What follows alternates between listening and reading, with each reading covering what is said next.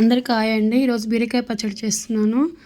నేను నువ్వులు తీసుకున్నాను. నువ్వులు బాగా ఫ్రై చేసుకోవాలి. నువ్వులు బాగా దోరగా వేగాలి. అది పక్కకు తీసుకొని బాండిలో ఆయిల్ వేసుకొని పచ్చిమిరపకాయలు వేసుకోవాలండి.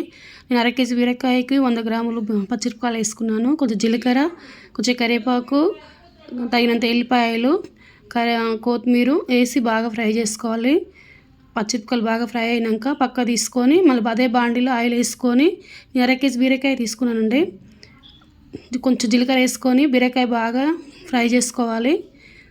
మరీ ఫ్రై అవసరం లేదు, మంచిగా ఫ్రై చేసుకోవాలి. నార్మల్గా అయితే చాలండి. తగినంత పసుపు, కొంచెం అంత చింతపండు, 2-3 రెక్కల చింతపండు వేసి నేను మిక్సీ పట్టుకున్నానండి పక్కన.